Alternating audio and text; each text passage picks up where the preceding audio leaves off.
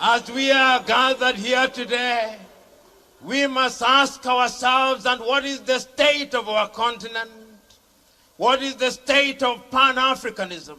Because from here and now, we are taking a solemn vow that from this generation and generations yet to be born, we shall liberate Africa by ensuring that the chains of economic colonization are removed.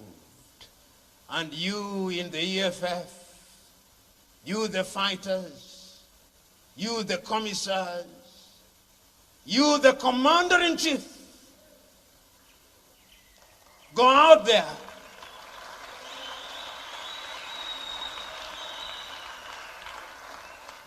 and tell South Africa and the world that the next 10 years are the 10 years of total liberation. The next 10 years are the years of liberation. You know, we have complained for too long. We are not going to complain anymore. We have agonized for too long. We are not going to agonize anymore. We have moralized for too long. We are not going to moralize anymore. We have philosophized for too long. We are not going to philosophize anymore. We have intellectualized for too long. We are not going to intellectualize anymore. We are going to act. And that is why we are going to give meaning to those famous words, Amandla, Gawetu, Amandla, Gawetu, Maibuye, Africa, Maibuye, Africa, Viva EFF, Viva EFF, Viva, Viva. God bless. I remember so very vividly in this land, in this South Africa, in this land where one of the greatest crimes ever committed by man was unleashed, the crime of apartheid.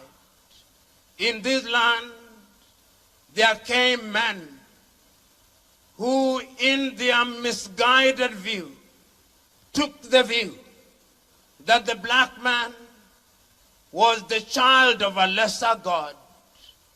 They introduced one of the most egregious crimes ever known to man. They committed crimes of man's inhumanity to man. For many years, this land suffered under the yoke of apartheid. But you are not alone. Before that, the African was subjected to slavery. Our kith and kin were taken away into different parts of the world.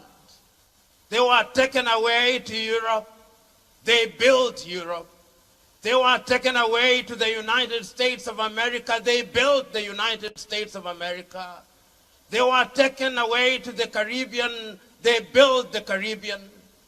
Then after slavery had lost its luster and attraction, they pretended to ban slavery. But it came again in a different form. And sitting in Berlin in 1884 and 1885, those same diabolical peoples divided our continent into little pieces. They came here. The Dutch were here. They went to what is now Namibia. The Germans were here. They went to Angola and Mozambique and Guinea-Bissau and Cabo Verde. The Portuguese were here. They came to Nyasaland. They came to what was then Rhodesia and Zambia. And they went to Kenya and Uganda and Ghana and Nigeria and Sierra Leone and Gambia. The British were here. Then the French also came. They were here. They went to Dahomey, now Benin, to Togo, to Cameroon, to Cote d'Ivoire, to Senegal, to Mauritania, to Algeria. The French were here. The Italians were here. They came to Somalia. They went to Libya. They were here.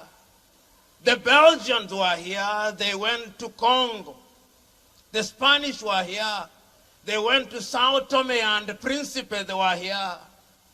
The Belgians, of course, and the Germans went to Rwanda and Urundi. They were here. All of them were here. And what they did was to remind us, if we needed reminding at all, that they were here to stay.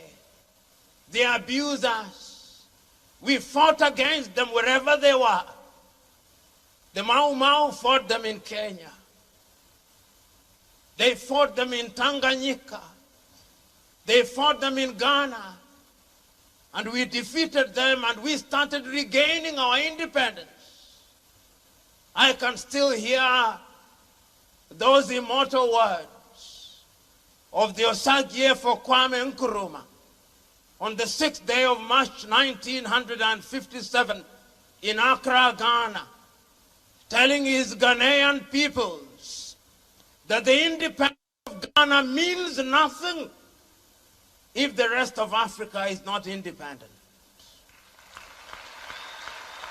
I can hear the Osagie for Kwame Nkrumah convening a meeting in 1958 and telling Africans we must unite now, because if we don't unite, we will be manipulated. Nobody listened to the Osagie for. I can hear the Osagie for once again in 1960 in Casablanca, Morocco, accompanied as he was by King Idris of Libya on that day. In their presence was Ahmed Sékou Touré of Guinea. In their presence was King Hassan of Morocco, reminding Africa once again that we must unite. But they listened to him not. I can hear the Osagie for again on the 24th day of May 1963 in Addis Ababa, Ethiopia, telling the 32 heads of states gathered in Addis Ababa, we must unite now. We must have one army. We must have one currency. We must have one foreign policy. We must be united. And I can hear the Osagie for saying, I do not want to be the leader of that country. I simply want unity. And I'm saying that we must live here with one united government. They listen not to the Osagie for. And you know, they did not stop there, because their diabolical and subterranean hands were alive then. No sooner had we regained political independence, as we were celebrating our new national anthems, as we were celebrating our new flags, as we were celebrating our new mottos and slogans, the neo-colonizer was alive and well. In 1961, they had taken out Patrice Emery Lumumba. And I can remember that famous letter of Patrice Emery Lumumba written in 1961. One day, even if you kill my body, Africa shall write our history. Today we are here to write that history. I can hear, even as they took out Patrice Emery Lumumba, and in 1963 they took out Sylvanus Olympio in Togo. I can hear Sylvanus Olympio say, take me out. but Africa shall not be taken out. I'm here to remind us that Africa shall not be taken out. They did not stop there. In 1966, they took out the Osagie for Kwame Nkrumah and took him out of power and thought that they had finished the Osagie for. And I can hear and read the Osagie for writing from Guinea in Conakry say, Africa shall never be enslaved again. We are here to remind them that we shall never be enslaved again. And they did not stop there. They went to Nigeria. And Nigeria, they took out the government of Nnamdi Azikiwe and Abubakar Tafawa Balewa. And they thought that they had finished Nigeria. They did not, because Africa can never be finished. They did not stop there.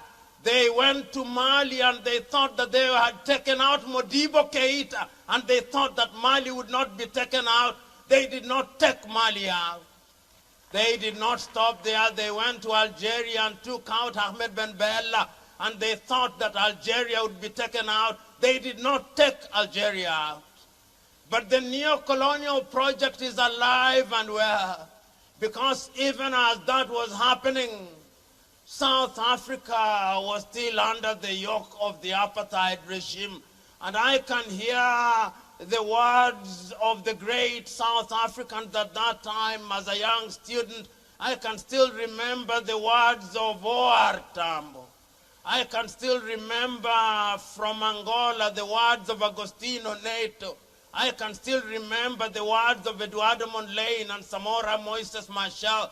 I can still remember the words of Sam Nujoma and Andy Mbahaman Toivo ya Toivo from Namibia. I can still remember. And ultimately, you succeeded in removing the organ, the monster that was apartheid. In Zimbabwe, I can still remember Joshua Nkomo and Robert Mugabe, and they removed that monster that was the Ian Smith regime. But the question is, once we removed them, what did we do? This is the question. You know, when we remove them, we make unto ourselves many promises. We promise unto ourselves heavens, but sometimes it appears as if the devils in heaven conspired and delivered hell instead of heaven. So that the story of Africa is a story of missed opportunities. We sing our national anthems as we should. We fly our flags as we should. We have our slogans as we should.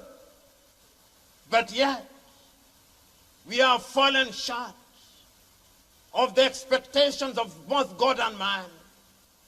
That is why, when I look at Africa today, sometimes I feel sad. And many are those times when I see young Africans from the Gambia, from Burkina Faso, from Chad, from Nigeria, from Ghana, being humiliated in Tunisia, being humiliated and dying in the Mediterranean Sea. I feel sad. I feel sad when young Africans are humiliated in Saudi Arabia and Kuwait. I feel sad. I feel sad when young Africans are humiliated at the embassies of Western countries. I feel sad when young Africans play lottery to become citizens of the United States of America. I feel sad. I feel sad when young Africans think that grass is greener on the other side. I feel sad. I feel sad when the white man comes here and humiliates us. I feel sad. I feel sad when the Chinese come here and humiliate us. I feel sad. I know not whether you feel sad with me, but I'm inviting you to feel sad with me. I feel sad when our continent is abused by other civilizations. I feel sad. But for how long shall we merely feel sad? For how long shall we lament? For how long shall we mourn? For how long shall we agonize? For how long? This is why I understand the economic freedom fighters. This is why I'm here with you to celebrate your 10th anniversary. This is why I think you are doing the right thing. Because 10 years ago you made the correct diagnosis. You made the correct diagnosis. You discovered that they gave us the crown without the jewels. You discovered that they gave us an empty vessel. You discovered that political freedom in and of itself is empty. You discovered that you cannot, in the words of Martin Luther King Jr., ask a person with no legs and no boots to lift himself or herself by the bootstraps. You recognize that. You discovered that we must rediscover ourselves, that we must re-educate ourselves. You discovered and gave meaning to those famous words of the great Nigerian singer, Femi Anikulapo Kuti, when he said, "Teacher, don't teach me nonsense because we have been taught nonsense for too long." You discovered and said it as he did, Carter G. Woodson in 1933, that we had been miseducated for too long and that we ought to re-educate ourselves. You discovered with my countryman Ngugi wa Thiong'o that we must decolonize our minds. You discovered with Chinua Achebe that we have been divided and things are falling apart. That is why you are here today. So we are here to celebrate, because celebrate we must. We are here to commemorate, because commemorate we must. But we are here also to remind our enemies, and there is no shortage of them out there. There is no shortage of them. They come in the thousands, they come in the millions. But history has taught us and is teaching us always that we shall triumph. Oh, we cannot fail. We cannot afford the luxury of not failing. Oh, we cannot. I hear our enemies saying that we are saying too much. We will continue to say we have not talked enough. And if they wonder why we are saying what we are saying, let them go even to their holy books. And we are told in the beginning there was the Word, and the Word was with God. We are giving meaning to the Word. And all those of them who are Muslims will be reminded that the very first thing that the angel Jibril told the Prophet Muhammad is, "Iqra, read." And he read and he made a speech, and we are making the speeches. We will continue to talk, but we will also act. So we are here today, that there may be a wedding between our words and actions. Here in South Africa, there are many doubting Thomases. Oh, but they are reducing by the number. They are reducing because when they watch the EFF in the National Assembly of South Africa, they are reducing by the number. They are reducing by the number because when they watch the EFF, they do not only see courage, they see passion, and they fear courage and passion. But we must instill fear in them, because it is only when they are fearful that they will begin to give way. And when they begin to give way, then we will begin to conquer new territory, because new territory we must conquer. You know, this continent, you know, this South Africa, which has given birth to the EFF, is the anchor of the continent of Africa. This South Africa is the southernmost tip of the continent of Africa. This South Africa is the fulcrum of Africa. This South Africa will be the place that will give good hope to the continent of Africa. This South Africa of EFF is the one that is going to economically regenerate Africa. I remember in 1980, Africans sat in Lagos, Nigeria, and they came up with the Lagos Plan of Action and said, under the Lagos Plan of Action, that Africa was going to economically regenerate herself. I remember them saying that Africa will trade with herself, that Africa will buy our own gold, that Africa will trade with our own cocoa, that Africa will produce our wine, that Africa will produce and consume our uranium. The Lagos Plan of Action did not succeed. But is it not true that failure or apparent failure is the mother of success? If it is true, we did not give up.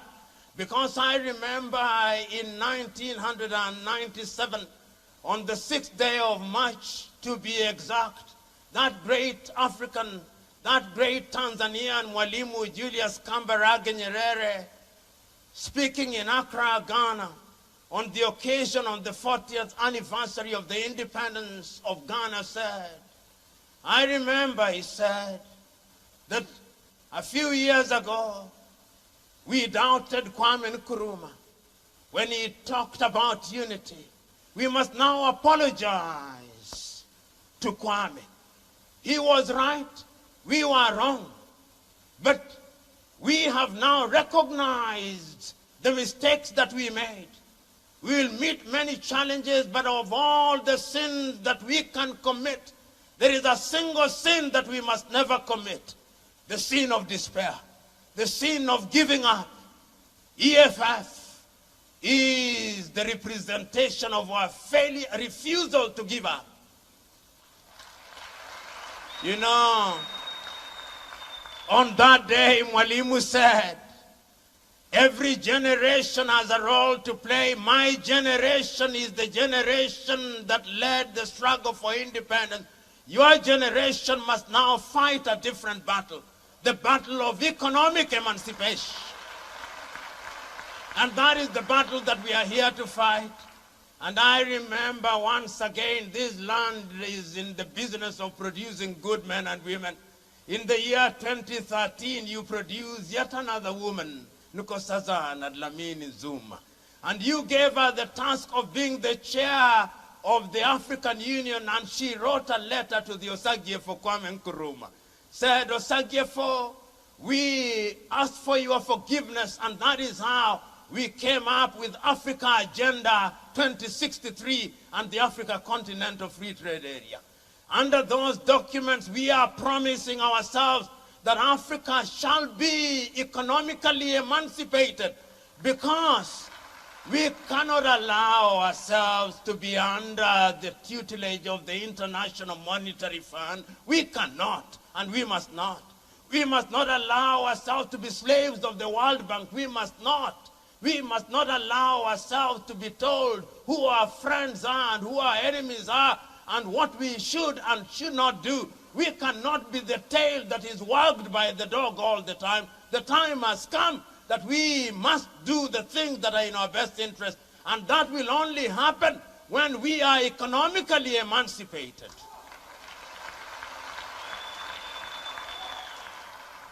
You know, they say that he or she who pays the piper calls the tune. For too long we have not paid the piper. We must now pay our piper that we may call the tune.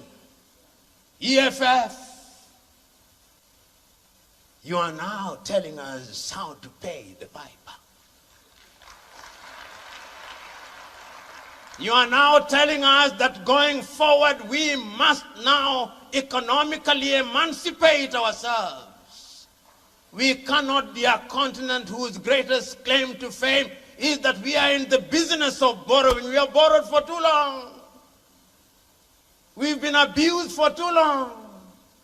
And the time, therefore, is now for this spirit of the EFF to spread. 10 years ago,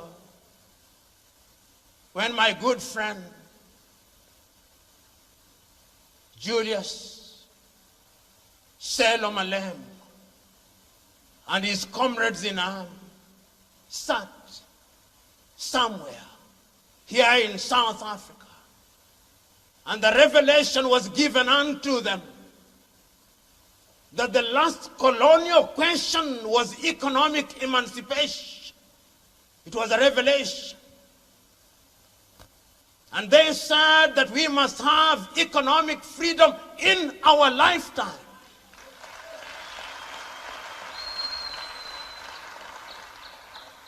This idea that economic freedom is a pie in the sky that we only dream about is without basis. We can get it now. We cannot be a continent where our economies are dominated by the smallest proportion of the population. We cannot be, and we must not be. And economic freedom fighters are urging you that we must now be in the business of spreading this message to the rest of the continent. I'm now urging you, my good friend Juju. I'm now urging you and your comrades in arms. This spirit must now spread. This spirit must have a foothold in Johannesburg, it must. Or it must have a foothold in Maseru, in Lesotho, it must. Or it must climb up to Mbambane in Eswatini. Or it must go to Maputo in Mozambique. Or it must go to Windhoek in Namibia. Or it must climb up to Lilongwe in Malawi. It must go to Lusaka in Zambia. It must go to Luanda in Angola. It must go to Kampala in Uganda. It must go to Hargeisa in Somaliland. Oh, it must not stop there. It must go to Nairobi in Kenya. It must go to Dodoma in Tanzania. No, it must not stop there. It must go to Kinshasa. Oh, it must go to Bangui. Oh, it must go to Lomé. It must go to Cotonou. Oh, it must not stop there. It must go to Juba and to Addis Ababa and to Asmara and to Sudan in Khartoum. It must go to Cairo. Oh, it must not stop there. It must go to Tunis in Tunisia. Oh, it must go to N'Djamena. It must go to Ouagadougou. It must go to Nouakchott. It must go to Accra. Oh, it must go to Monrovia. Oh, it must go to Rabat. Oh, it must go to Algiers. It must go to Monrovia. It must go everywhere in Africa. This spirit must go there. It is only when that spirit is present in every part of Africa that we shall shake Africa. When it is there, we shall no longer have visas in Africa. No, we shall not. Oh, when it is there, we shall no longer have the rand. Oh, no. We shall no longer have all these currencies. There shall only be one currency, and we shall be economically liberated. Oh, it shall happen, and it must happen. Because if it doesn't happen, we will not allow it to happen. You know, sometimes there are those who think it cannot happen. Oh, but they are mistaken. They are mistaken because I remember those words of the great Ghanaian James Emmons Kwejiragri. And I remember the little story that he used to tell. The story of the chicken and the story of the eagle. And Kwejiragri used to tell us that there was a chicken farmer, and that this chicken farmer had chicken. And that one day, some of the chicks wandered into the wilderness. And when they came back, there was amongst them the chick of an eagle. And he fed them on chicken feed for a long time. And one day, a naturalist came and saw the eaglet and said, "This is an eagle amongst chicken." And the farmer said, "Yes, it is an eaglet. But we have fed it on chicken feed for too long. It is no longer an eagle." And the farmer said, "No." Or the naturalist said, "No. Once an eagle, always an eagle." And he tried to put it on the palm of his hand, and it refused to fly. And the poultry farmer said, "I told you, it was once an eagle. We have fed it on chicken feed for a long time. It has lost its eaglehood. It has acquired chickenhood." The naturalist came back and said, "Let me try again." And he put it on the palm of his hand, and it flew away.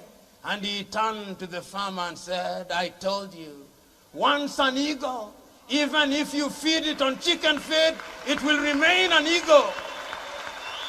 Oh, they thought that they had fed it on chicken feed. We are eagles, and we shall fly, and we shall soar, and we shall be economically liberated. And when we are economically liberated, we shall be equal with everybody in the world, if not better. And we must be. And you who are in the economic freedom fighters movement now, I am telling you, those of you who are from different parts of South Africa, go out there. Because if indeed there is a spirit, is the spirit of economic liberation. Let that spirit now descend. Let us be possessed with that spirit. Let us go out into the world and tell all the doubting Thomases that it shall never be the same again. That it shall never be the same again. Land that produced Chris Hani. I cannot forget. I cannot forget that this is the land that produced Nelson Mandela. I cannot forget. I cannot forget that this is the land that produced Solomon Mahlangu. This is that land. I cannot forget that this is the very same land that produced Tiro Ngopotse. I cannot forget. And I cannot forget that this is the very same land that has produced Floyd Shivambu. Oh, I cannot forget. I cannot forget that this is the same land that has produced Dr. Ndlovu. I cannot forget. I cannot forget that it's the very same land that has produced Veronica. I cannot forget. I cannot forget that this is the very same land that has produced one of the hottest irons in Africa today, Julius Selo Malema. So today,